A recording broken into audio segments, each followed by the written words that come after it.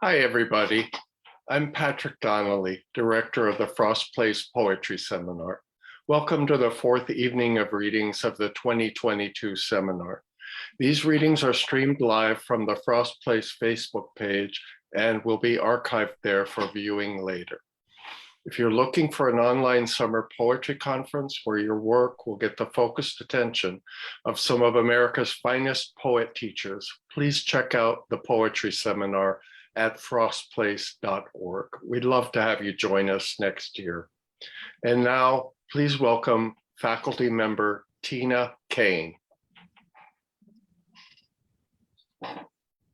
Thank you. Thank you, Patrick. Thank you, everyone.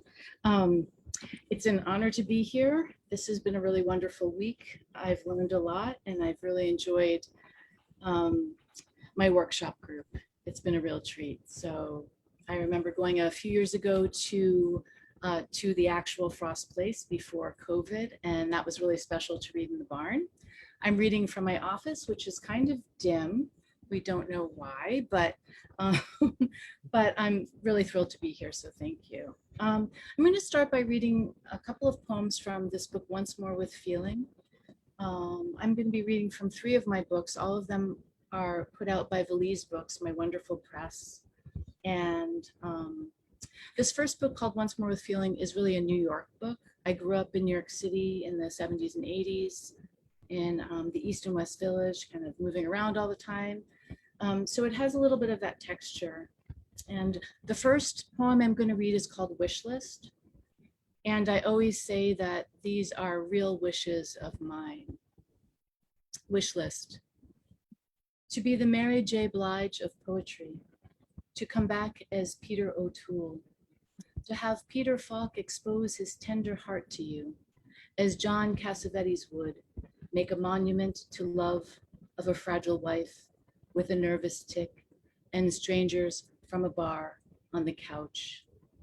To be a poet of the sea, pounding down each syllable till it resembles almost nothing but sound between lovers.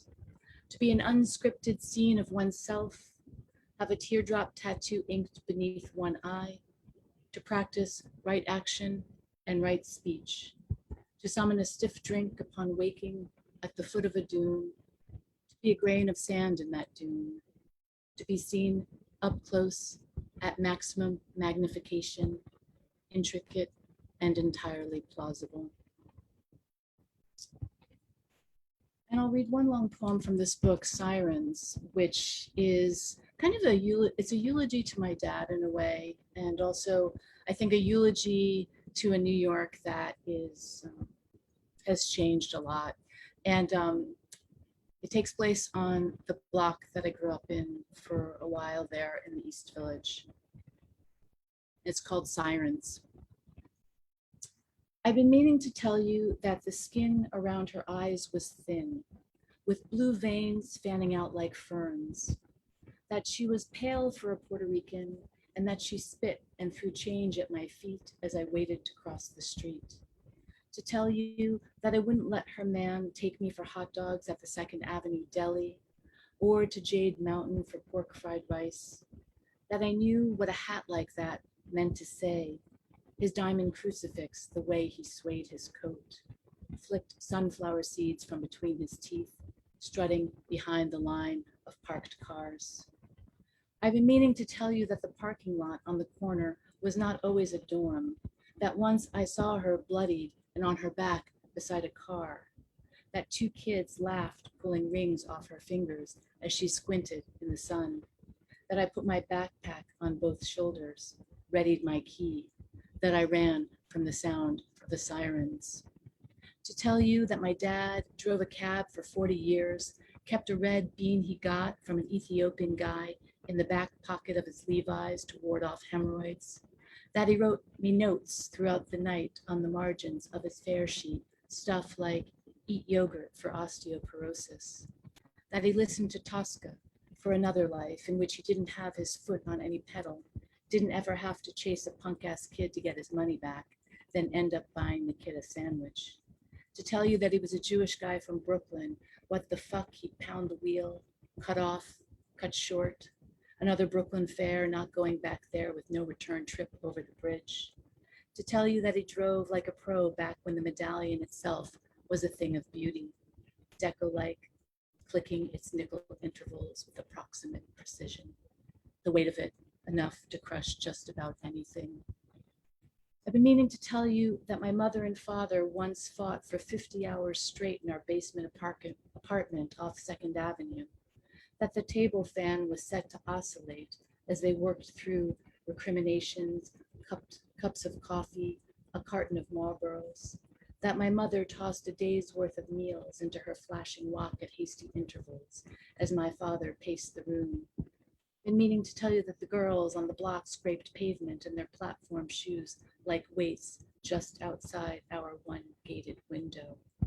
That we often heard Peaches, the transvestite, weeping about a Hasid John from Delancey Street, or a guy from Staten Island who liked to rip out her hair.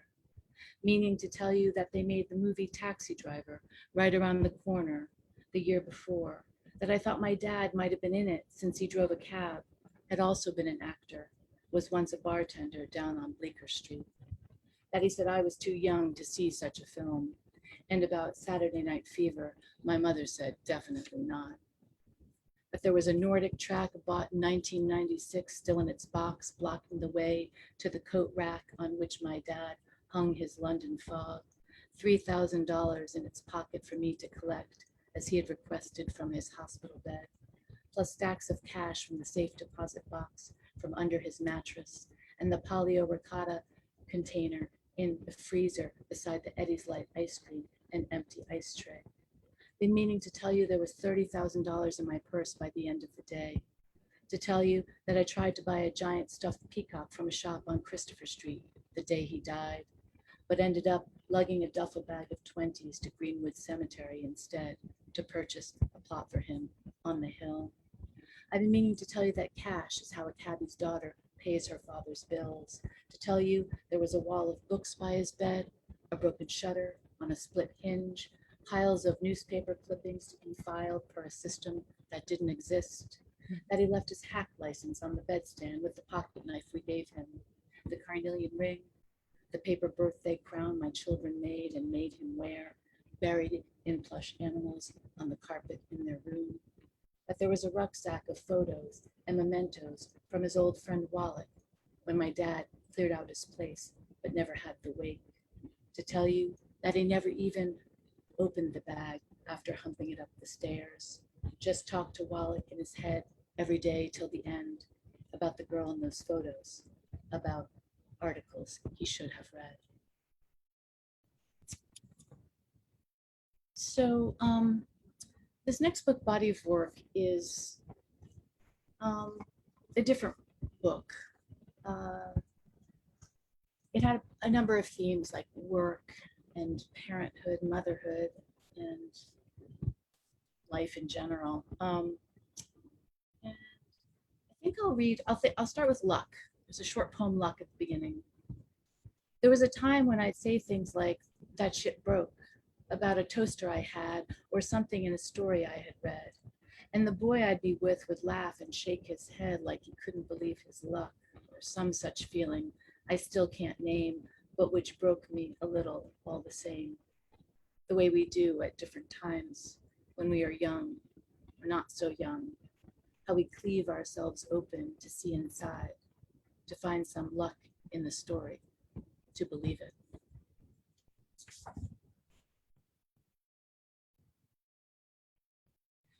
Now, I mentioned Orlando in my craft talk, and he's in a number of my poems throughout my books, but he's in this one.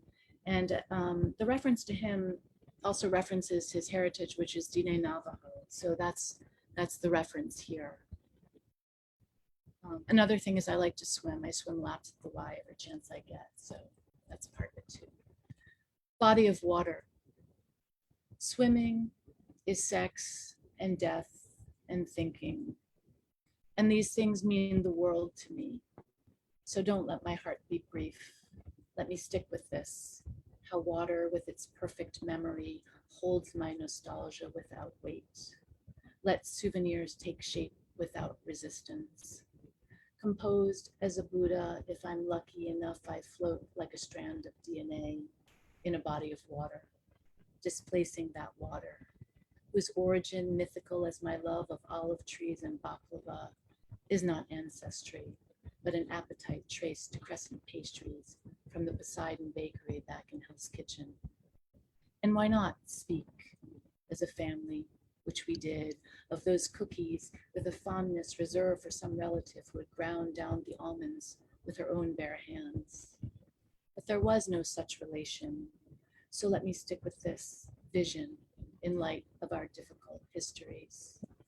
Like when Orlando said, same cavalry, we were talking politics, but I saw hoofs charging into a stream. They flooded my mind, the 5 men who jumped his brother in Flagstaff so they could smash his jaw with a brick. Sex and death and thinking, how a memory of near drowning tunes the body to tread.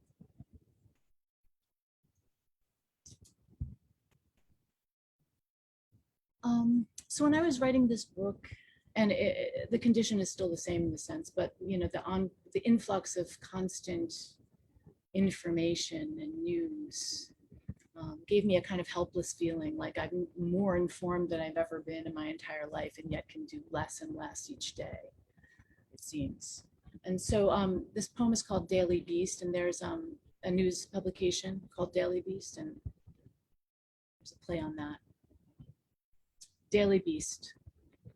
I commit to reading accounts of the torture before the beheadings as a form of emotional engagement with world turmoil, a juncture at which to decide which side of the dream I am on. One side being to study the invention of women by men, by which I mean to understand women as men's vision of the female version of themselves. Mistakenly, I typed remail just now, flickering on the screen another side of the dream, to remake things, to put the head back on the body, to commit to reading, loving, and accounting for the body of each man as my own.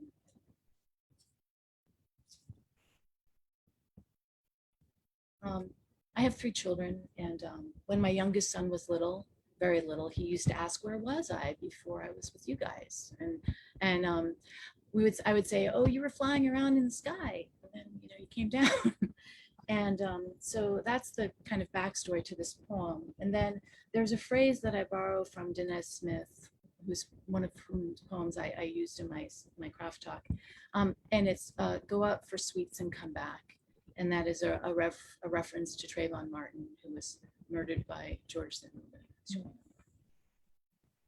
Youngest son. We used to laugh and say he was naked and flying around with the stars before he came down to be with us. These days, he says, when I was dead, because naked means sexy, and he's not a baby, knows what sex is, would rather be dead. But I don't want the word dead around my kids or around any mother's son, so I say, honey, you were never dead. And he says, then I fell like a raindrop into your mouth. And I say, yes. How the other morning I said yes when he called fog a cloud on the ground. How he was formed, is forming from rain in my mouth. Just as one day I believe he will go out for sweets and come back. Just like that. For some boys like him, it may be that easy to not be a cloud called back to its rain place, for salt tears not to fill the space left in his wake. So I'm going to now read mostly from my new book, Year of the Murder Hornet. And one of my favorite things about this book is that my oldest son, who is a photographer and a filmmaker, took the photo that I used for the cover of my book. And there's like a woman who's like 101 in our neighborhood, and she has been dressing these mannequins for like 20 years. and they kind of go inside for a day and they come out in July 4th gear, and they're seasonal. And so when the pandemic started, she started putting masks on them. And so that is the photograph he took. I'll read the title poem, Year of the Murder Hornet. Year of the cloud of pollen that chased me to my car across the supermarket parking lot. Year I was overpowered by flowering magnolia petals in a windstorm while walking home. Year of the murder hornet and coronavirus and weather as a system that shaped each day in a way that felt different from the past. Year during which you understood how the neighborhood you grew up in shaped the way you say friend. How the word childhood is the start of a sentence that has no end until you aren't the one saying it anymore.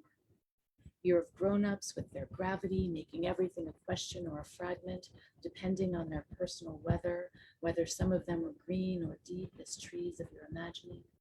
Year when the way trees speak with each other, about each other, was more essential than the shade they gave. Year to try to live like trees, upright, yielding, seeking sunlight and silent languages. Year I got a book in the mail about house cleaning as a joke from another poet regarding a poem of mine about life being hard and people's constant quest on the internet to make things easier. Year the cover of the book read, Introducing Your Household Heroes, Regular Products with Multiple Abilities. How multiple abilities sounded more like an affliction than a capacity. Year of nights I lost sleep. Year my mind cradled me. So in this book, there's a number of poems that are essay poems, and I have been writing for the last 5 years, essays for the Providence Journal here, because I inherited a column in my position as poet laureate, and that's been really fun. But then I was also reading essays by Olivia Davis, who I love, but then I started thinking that I should write essay poems. And so this one is called Essay on Gentrification. And it's dedicated to my friend Tongo Eisen-Martin, who's a brilliant poet that you should look up. He just became Poet Laureate of San Francisco. And he's a native San Francisco person, and I'm a native New Yorker. And so we kind of share this lament about gentrification. But I also will say that I'm half Chinese and half a lot of other things. And I remember moving from the village to Brooklyn and somehow, without realizing it, becoming an agent of gentrification by virtue of the way the city was changing around me. So there's a kind of duality here, I think. Essay on gentrification. Gentrification means I have arrived in a manner only half foreseen, as half of me claims culprit or lays claims to my neighborhoods and stoops, spanning shambles to the ramblings of my education, meaning I know all about espresso and the benefits of self-expression, meaning I still trip myself up as reflex to tradition. For a long line of providing comfort constitutes survival prior to mine. If property is still an interest to protect, it also interests me in other ways, meaning I spend my days sweeping the floor, sometimes writing, sometimes imagining a table strewn with pheasant and clattering plates, where a feast takes place in my absence, where plans for repaving move forward without my input or my permission, as I envision the wave of a hand prompting someone to pass the bread to someone who likes their wine cool, their butter soft and lightly salted, someone akin to me who warms each pat with her breath, a hint of bitter ancestors on it. So Orlando and we text a lot, and usually he's kind of like up in the middle of the night, but we have a time difference, and I'm up making breakfast for my kids.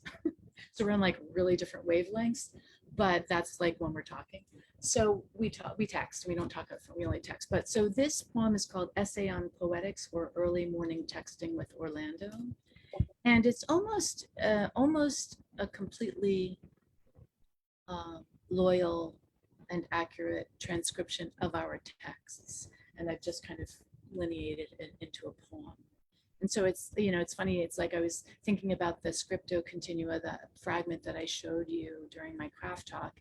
And, I was thinking about how texting, I always punctuate my texts correctly when I text my children because I do not want them to see grammatical errors and reinforce their lack of grammar knowledge. So, but with friends, I'm much more freewheeling. And so there's a kind of lot of stream of consciousness or running together.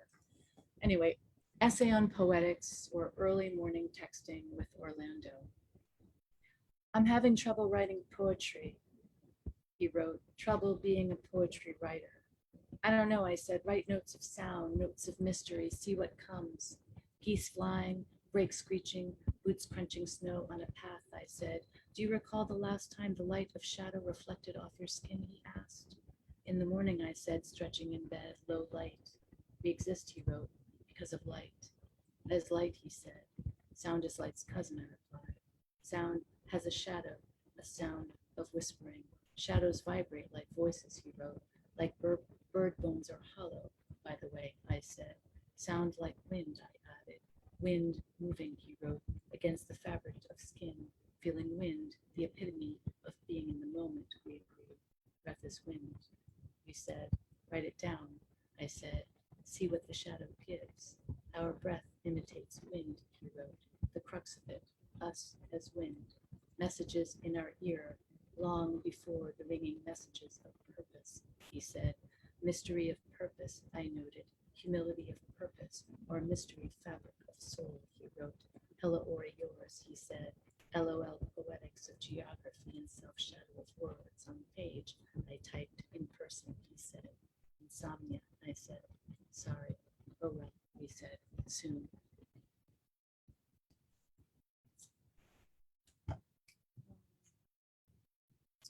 Mysterious ways.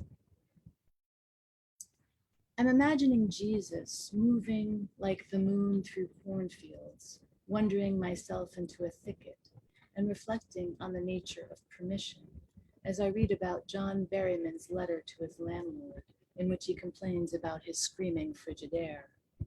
We all have our fridges to bear, the critic quips, and I laugh out loud in my bed, nestled in amber lamplight where despite a heavy blanket, I spend the night tossing and turning to avoid squashing my busted shoulder, as if all hope were contained in my right rotator cuff, as if the ability to pivot could be crushed by intermittent dreams. Spinning in half sleep, I list positions I know, physical, political, sexual, my disposition, my orientation, my mission in this life and next. My mind leaps to a hospital in Jerusalem, where I heard there's a whole ward for people who believe they're Jesus, where clothed in white robes they move through midnight corridors, the walls like Grail. It's morning now, and I'm hoping to get a letter from Mary, who dispenses wisdom via snail mail. How do you know when something is finished? People often ask her. When I am done thinking about it, she always says. But what if the thinking never ends? I write back. What then? And that Mary is Mary Ruffle, who's a pen pal. We're pen pals. So we send each other little gifts. She's the one who sent me the gift, the book of household remedies. And it was a reference to a poem I have called Life Hacks, which is a body of work, which she liked because it had life advice. But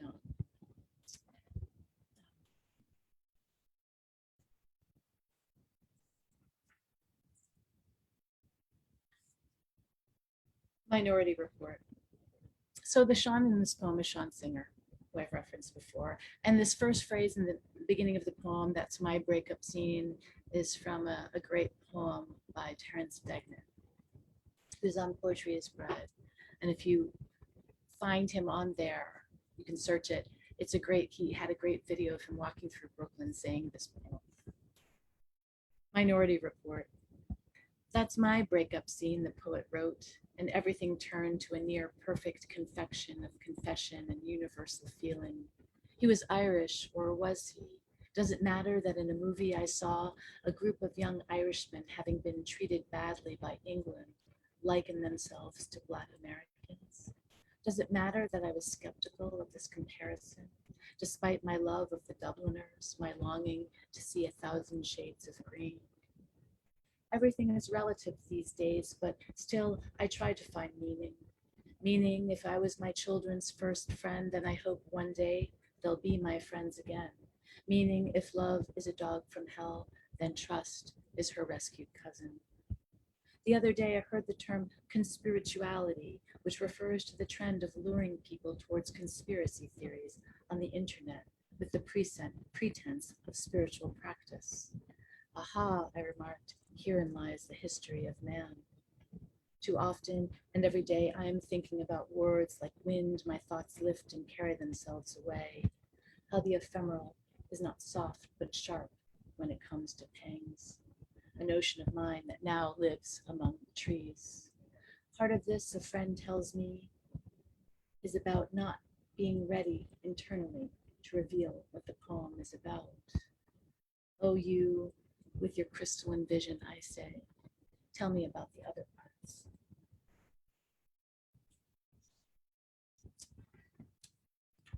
So in my workshop today, we were just talking about writing. I think it was about kind of writing from perspectives that are not our own, culturally, racially.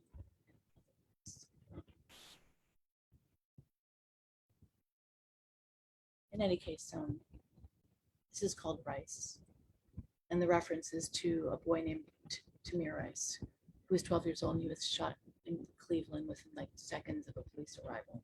He was playing in the park. Rice. When I rinse the rice, I hear the word Tamir in the deepest part of my ear.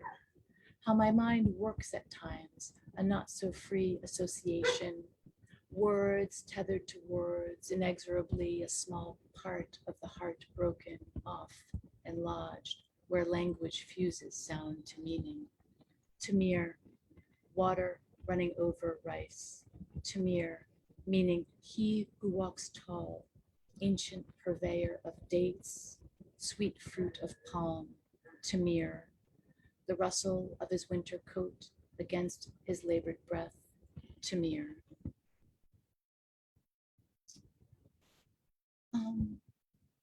Read two more poems.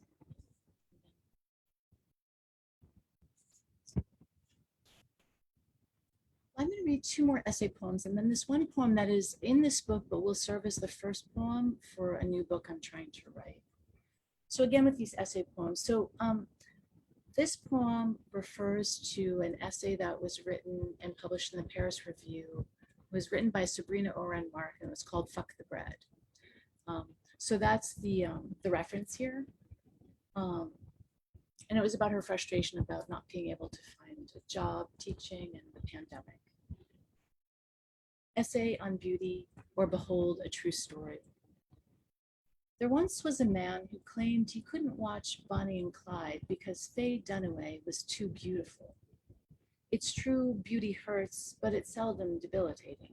Overrated, maybe, the way Meryl Streep is overrated in the eyes of a man who doesn't find her beautiful enough. Fuck the bread, a writer's mother once said when her daughter couldn't find a teaching job or yeast during a pandemic. The bread is over, she told her, dismissing life as we knew it. In one fell swoop, bread became language to my mind, no longer elastic in form, all leavening lost as bread became love to my heart, a knot of needing and need. Another true story is that I am a mother and a writer who knows about beauty and bread, about language and interruption. I also know the mirror only tells part of the story of a face. The eyes have it, they say, but the eyes can only hold so much, the way a heart can be full and at the same time broken. Different chambers of a single system split. The way Faye Dunaway kills beauty by being the mother of it. How we break bread to partake of it. Essay on Mercy. It's all management before mercy for the suits at the rallies and for those alone in the ICU. Not a single mask to reuse, even for the mothers. Grieving in advance is intense, an anguish akin to combat, which it said feels like the second before a car wreck. only all the time. A single prescient moment right before impact that tenses the body for eternity, bruises the psyche, and rewrites the system to run solely on adrenaline. But mourning is not war, and Antigone was not her brother. She sought to bury Polynices because ritual is everything. So a warrior she became. Still, mythology continues to bewilder, as if life doesn't train us for death. It all remains grim if we don't see small mercies in our myths, the lessons we might miss, etc.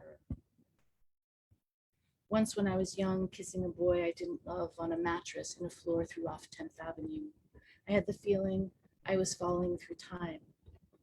It was then, only then, that life wasn't about saving things, at least not mine.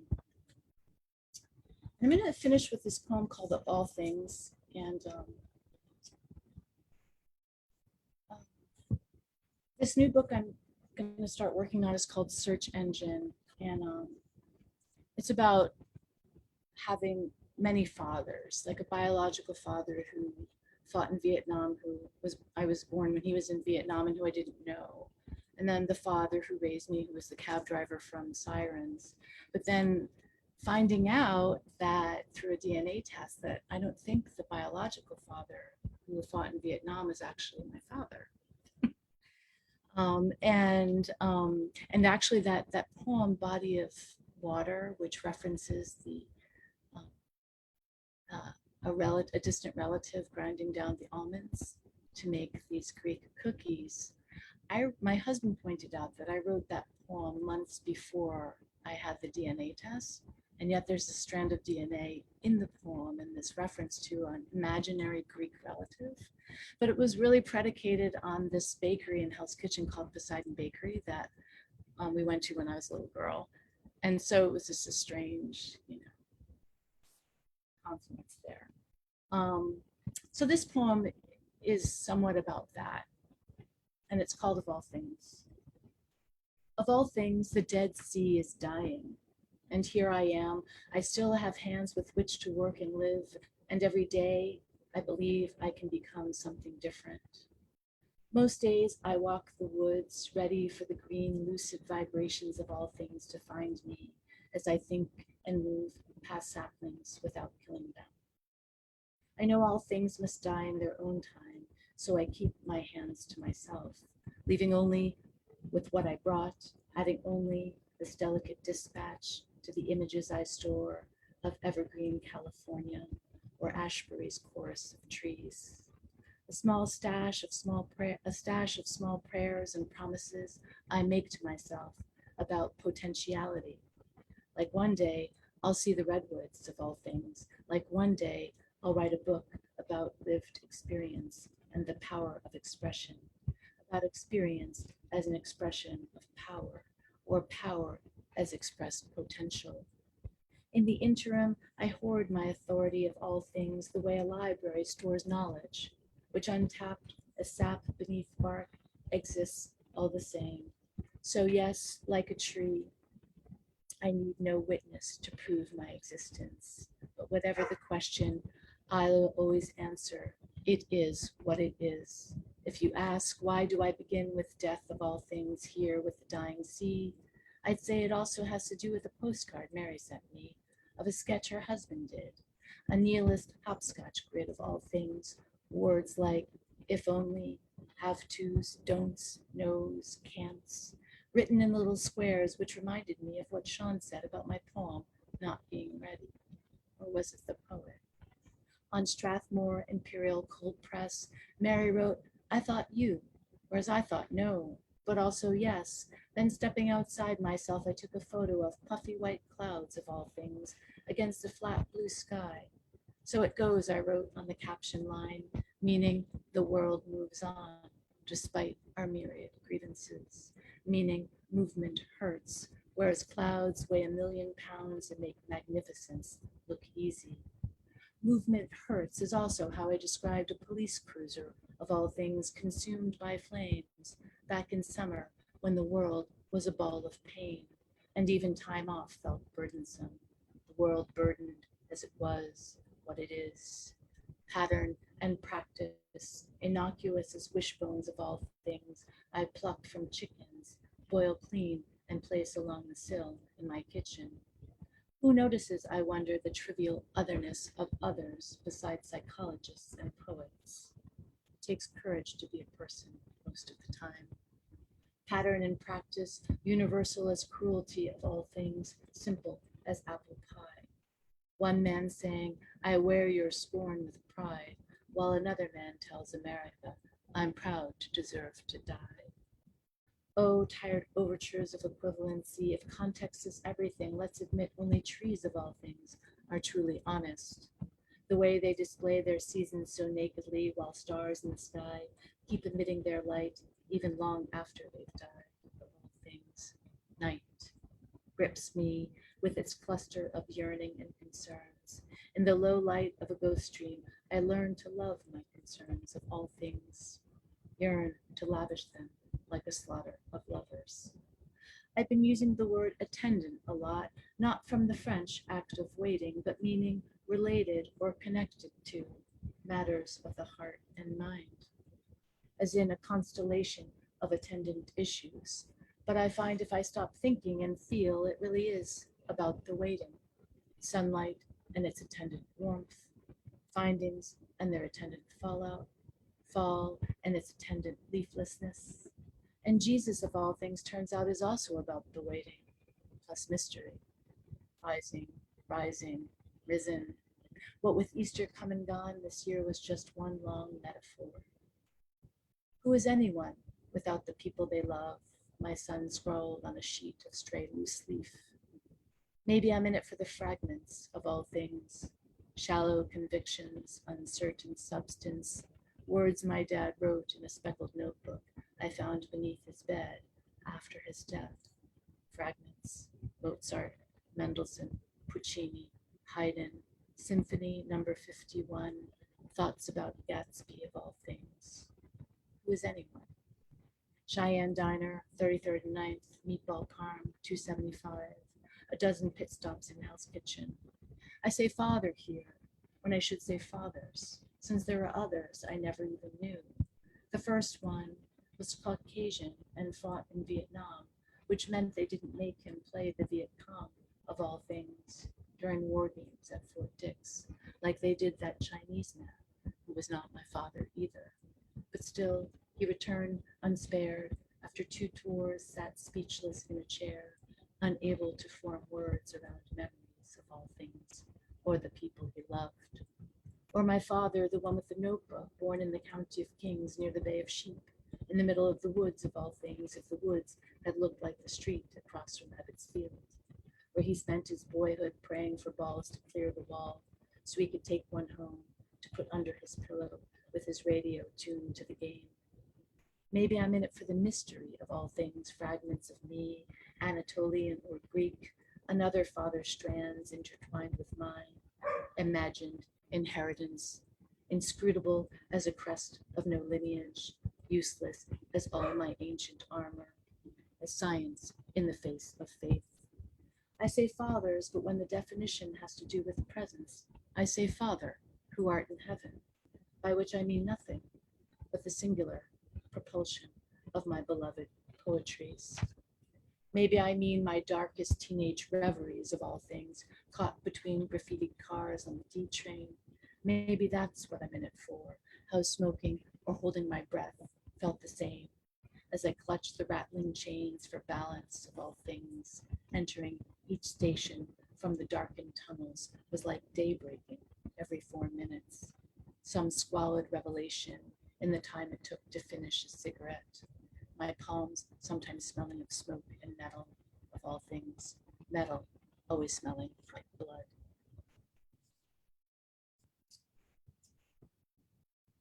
Thank you.